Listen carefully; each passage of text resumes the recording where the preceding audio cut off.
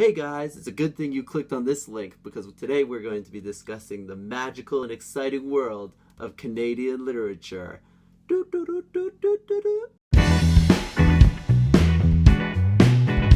So you might not know this about me since in a lot of my videos I'm talking about crime-ridden, sci-fi, fantasy, YA adventure books, but one of my favorite writers of all time is Alice Munro. And while I know she's won lots of awards, I still feel like she's an author that a lot of people don't know that much about or where to start and struggle with. So I thought I might talk a little bit about her today. So who is Alice Munro? I would go so far as to say she's one of the most important and amazing and best writers working in fiction in the world right now. She's certainly one of the reigning queens of Canadian literature, like up there with Margaret Atwood.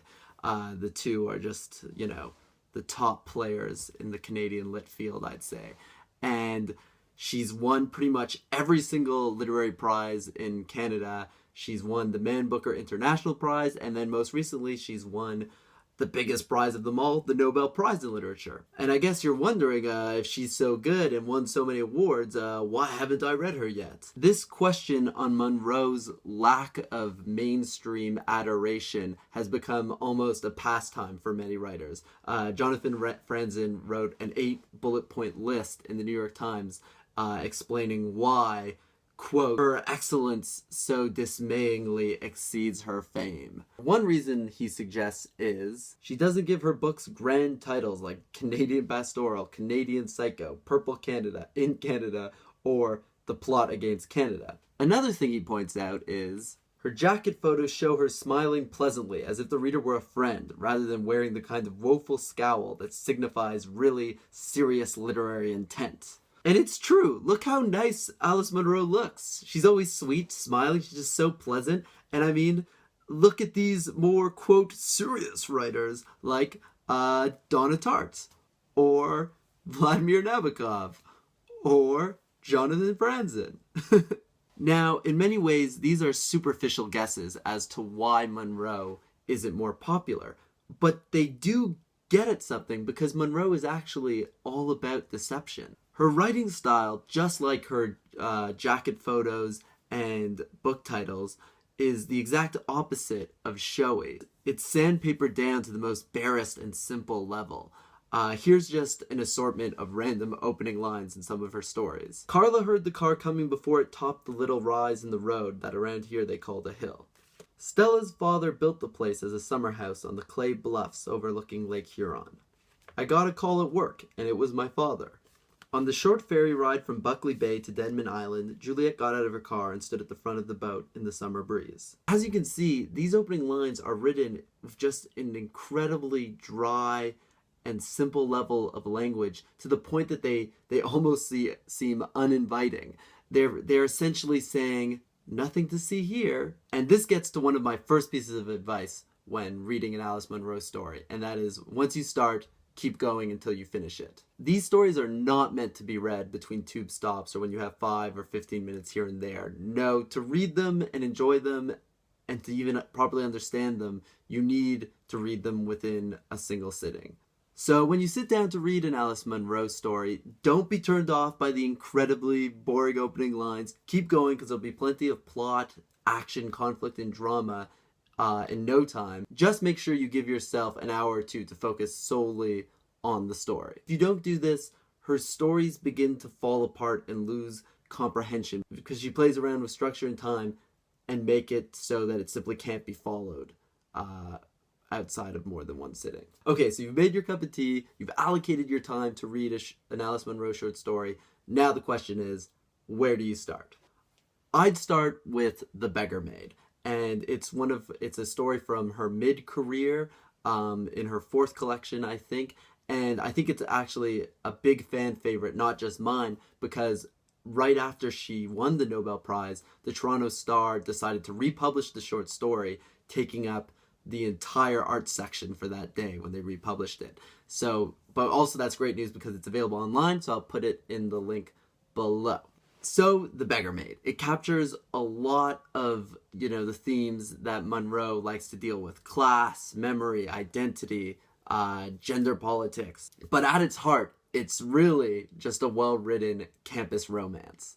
And not only that, it also perfectly captures the sort of figurative violence that one's infatuation or love with someone can do to the other person, especially if that other person starts to distort their own identity when trying to be the person that is being projected up onto them. So yeah, this is a really great story if you've ever been in love or you've been the object of someone's too intense love.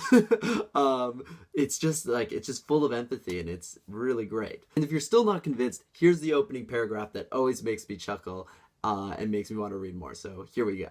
Patrick Blatchford was in love with Rose. This had become a fixed, even furious idea with him. For her, a continual surprise. He wanted to marry her. He waited for her after classes, moved in and walked beside her, so that anybody she was talking to would have to reckon with his presence. He would not talk when these friends or classmates of hers were around, but he would try to catch her eye so that he could indicate by a cold, incredulous look what he thought of their conversation. Rose was flattered, but nervous. A girl named Nancy Falls, a friend of hers, mispronounced Metternich in front of him. He said to her later, "How could you be friends with people like that?" I love it. Another great story to start with is The Bear Came Over the Mountain, and this story actually was made into a film called Away From Her. So this story was written in what I would classify as sort of late period Munro, and I think is an example of her just on the top of her form. So just to give you sort of the premise or the elevator pitch, the setup of the story. And mind you, it's 50 pages long. I'll tell you like the first 3 pages. So basically what happens, paragraph 1, we meet 2 people, Fiona and Grant. They fall in love. They get married. Paragraph 2, it's 60 years later. Fiona is putting sticky notes all around the house. And it soon becomes apparent to Grant that Fiona is developing Alzheimer's and needs to be put into a clinic. So they put her in a clinic, and at this clinic there's this rule that all of a patient's family and friends can't come to visit for the first 30 days because they just noticed that people keep moving in and out or can't stay put if they're allowed to see their friends and family straight away. So you have to wait 30 days. So Grant waits 30 days, and when the 30 days are up and he goes to see his wife, he arrives at the clinic and his wife has completely forgotten him. And not only that, she has a new boyfriend at the clinic. So then the rest of the story is him going and dealing with this and not knowing how to behave and sort of depressed. But not only that, remember those 60 years that were passed from paragraph 1 to paragraph 2? Well, Munro now starts to go and unpeel that period of time. And we start to see glimpses of their life for this present moment. And so it is as she's going back in time that I think Munro shows her true genius, because I feel like in a lesser writer's hands, we'd go and have the flashback and it would pertain obviously to the present situation, maybe giving motivation for everybody's actions. And that's sort of like the simple way of going about it. And what Munro does is she sort of gives insights and scenes that echo and might possibly explain the present narrative, threads that you can pull on, but never enough to fully explain anything. She creates this craving for the reader for just like a puzzle piece to just fit neatly in and be like, oh, this is why this is happening. But she never does that. She always gives you a puzzle piece that doesn't quite fit. And that to me, I don't know, I feel like that's ultimately more lifelike.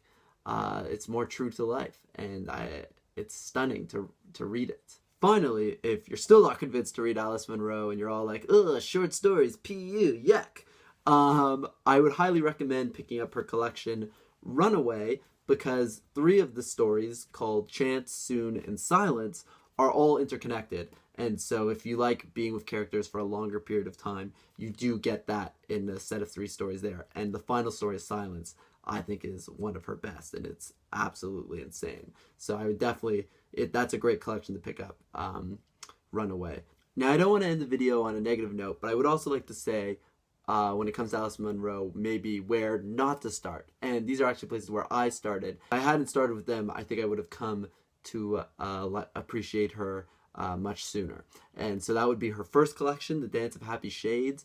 It did win a major award in Canada, but I don't think it's a great place to start with Munro. It's sort of haphazard. The stories were all written over decades, and it's good. There's good moments to it, but it's just nowhere near as good as her later stuff. And I'd also say the same with The Lives of Girls and Women. And this collection, I feel like, has reached sort of a canonical status, mainly because I feel like it's been touted as her novel. And it really isn't. It's a linked short story collection. And if you're going to read any of her linked short story collections, I'd read the Beggar Maid and Other Stories collection. So The Lives of Girls and Women, it's good again, but I don't think it's as good, and it's not worth going there first, I don't think. And I think the reason why Lives of Girls and Women is so canonical is mainly because it's been touted as her novel, and so I think professors can sort of slip her in to courses on the Canadian novel, and that's kind of where I think it's gained its status from, but I don't think it's the best place to start. So yeah, hopefully now you'll go and read some Alice Munro and decide to move to Canada and fight polar bears. But seriously, if you're a big fan of Munro, please let me know what your favorite story is, or if you have any Alice Munro related experiences, please let me know. I'd love to hear them. Or if you're thinking about reading her, please let me know. Also a shout out to Amanda at Amanda Center, who actually gave me the idea for this video. And not that many people suggest videos to me, so feel free to suggest them. I don't know if I'll do them, but it was a really cool idea, and I think I'm going to do this for a bunch of authors I love. So yeah, if you enjoyed this video, please like it, and if you really like this video, please subscribe. Until next time, happy reading. Bye bye bye. I want to fight polar bears. They're my friends.